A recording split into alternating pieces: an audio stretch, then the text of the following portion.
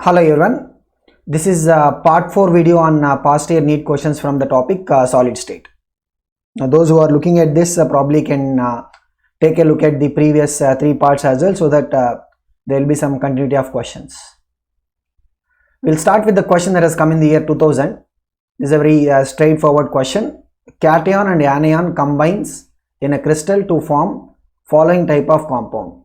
So when cations and anions combine, right, they will be forming an ionic compound. So metallic compound is formed by the metal atoms, covalent compounds are formed by the molecules, and dipole-dipole interactions are possible when we have the individual molecules having a polarity. So the correct answer for this is option A. So we have various ionic crystal systems, like sodium chloride type of crystal system, zinc sulfide, and cesium chloride. Sodium chloride type of ionic crystals will have an FCC arrangement.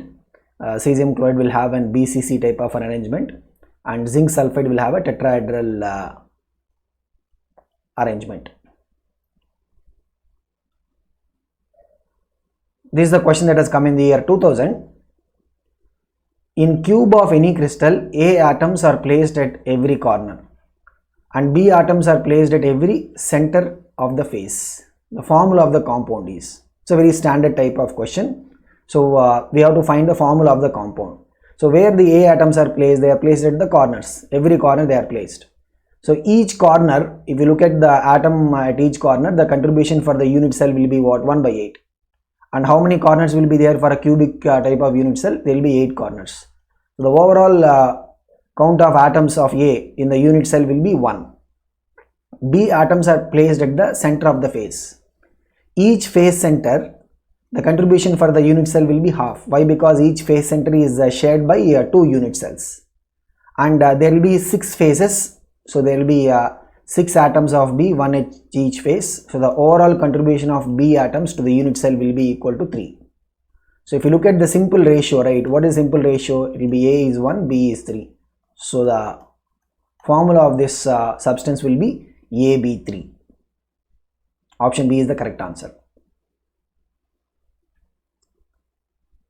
This is the question that has come in the year 1998.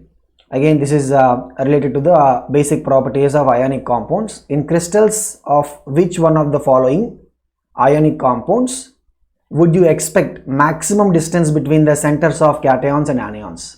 See, if you look at any crystal, right, so we'll have a cation and we'll have an anion. We're talking about the ionic crystals. Okay, so the maximum distance between centers of cations and anions, so the distance between centers of cation and anion when they are adjacent to each other will be nothing but the radius of the cation plus the radius of the anion. So this is what we will be considering as the distance between centers. Now here, if you look at the substances given to us, right, so if you see all the 4 options, we have 2 cations. One is cesium, other is lithium. So cesium plus will be always having a higher radius than lithium plus. Why? Because in a group, right, in the first group, lithium, sodium, potassium, rubidium, cesium. As you go down the group, size of the atoms will increase and size of the ions also will increase. Then we have 2 anions. One is the fluoride ion, second is the iodide ion. So iodine comes below fluorine in the group. So iodide ion will have a higher radius than fluoride ion. Same, fluorine, chlorine, bromine, iodine, and astatine. Okay, so iodine is having a higher radius than fluorine. Iodide ion will have a higher radius than fluoride ion. So if you look at the compound formed with cesium and iodine, which is of course option A, that is going to be having the highest or maximum distance between the centers of the cation and anion.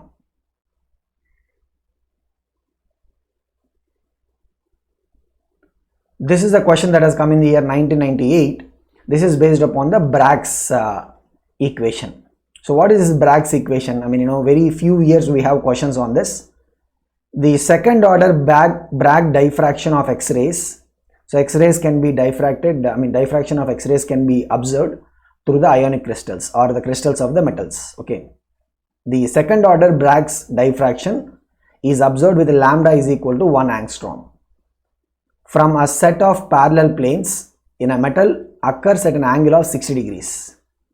The angle where we observe the diffraction is what? 60.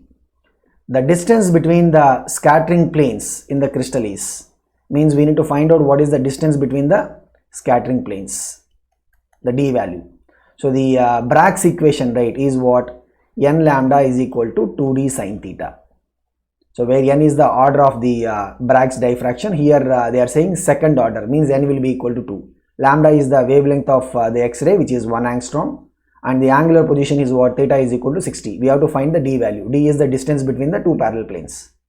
So here if you just look at it, what we are essentially trying to get, we are trying to get the d value. So d value will be equal to what? N is 2.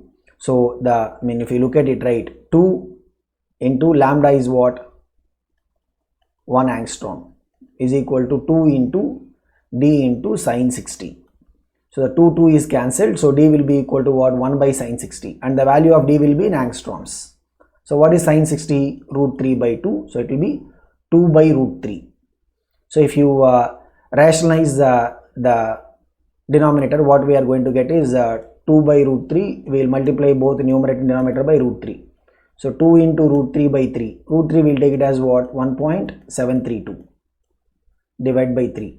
So if you multiply, it will be equal to what? 3.464 by 3, and 3.464 by 3 will be approximately 1.15 angstroms. So the correct answer is what? 1.15 angstroms. So the Bragg's diffraction equation, right? So if you know this formula, means we will be able to solve this question. N lambda will be equal to 2d sin theta. In this, n is the order of the diffraction, lambda is the wavelength of the light used or the X-rays used, and d is the distance between the parallel planes, and theta is the angular position. This is the question that has come in the year 1998. Is another question based on the radius relations. The edge length of a face-centered unit cubic cell is 508. Means if you have a face-centered cubic unit cell, the edge length generally we will take it as what? Represented by A value. So A is equal to 508 picometer. If the radius of the cation is 110 picometer, what is the radius of the anion? So in an ionic crystal with FCC arrangement, one of the ions, either the cation or the anion, it will form the FCC. Means the ions are going to occupy the corners as well as the face centers. The other ion will occupy the body center and the edge center. Means if you look at an edge, right, let's say for example the cations are forming the FCC lattice. So the cations will be at the corners, and the edge center will be taken by what? Anion. So the edge length A will be equal to, this is R plus the total diameter of the anion we are covering, it will be what? 2R minus again R plus. So 2 into R plus plus R minus is equal to what? The edge length A. So which means R plus plus R minus is equal to what? A by 2. So what is the value of A? A is given as 508 by 2 picometer. So we are looking to find what is the radius of the anion. R minus will be equal to what? 508 by 2 minus R plus. The value will be coming in R plus is what? 110. So 508 by 2 is 254. 254 minus 110, it will be equal to 144 picometer. So what is the radius of the anion here? It will be 144 picometer. So in case of the FCC type of ionic lattice, what is the radius relation? It will be 2 into R plus plus R minus is equal to A. If it is BCC type of ionic lattice, right, then we will have a different relation. So in BCC, the body diagonal, right, in a BCC arrangement, the corner positions will be taken by one type of ion, and body center will be taken by other type of ion. Let's say cations are forming the corner positions and anion is sitting at the body center, like the way we have in the cesium chloride type of arrangement.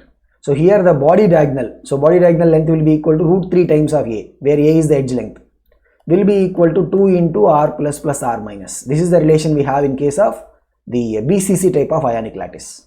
So these relations are important. Mostly we will get questions on the FCC type of ionic lattice, which is of course our NaCl type of structure, rock salt structure, and BCC will be the cesium chloride structure, we'll have mostly questions based on this. Next we have a theoretical question based on the Scotty defect. This is a question that has come in the year 1998. Scotty defect in crystals is observed when? So this is basically the fundamental definition of what is Scotty defect. So Scotty defect is basically if you have an ionic lattice where the radius of the cations and anions are comparable, then the ions, the cations and anions, they will miss from their lattice positions in equal number. So the missing of cations and ions from the lattice in equal number, right, is basically what we call as the Scotty defect. And Scotty defect is generally shown by what? It is shown by the ionic substances which have cations and anions in similar sizes. Examples are sodium chloride, potassium chloride, cesium chloride, etc. So the correct answer for this is option D, which is the equal number of cations and anions missing from the lattice. So we can see in the visualization also. So here the anion should, these should have been there, it is missing. Okay, and here we'll see that the anion is missing, and here we'll see that the cation part is missing. So we'll see that the equal number of, here also the cation is missing. Missing of equal number of cations and anions is what we call as the Scotty defect. Next we have a question that has come in the year 1997. The high density of water compared to ice is due to. Now water has got a higher density than ice. It is because if you look at ice, right, where we have the tetrahedral arrangement of the oxygen atoms, there will be a lot of vacant spaces. That's why we also call it as what? Open cage type of structure. The open cage type of structure, right, is the reason for less density of the ice. So in the solid state, generally what we expect is solid state means the substance is going to have a higher density. Liquid state means we'll expect that it will have a lesser density. But what happens is in ice, because of this vacant spaces that are present, the density will be less.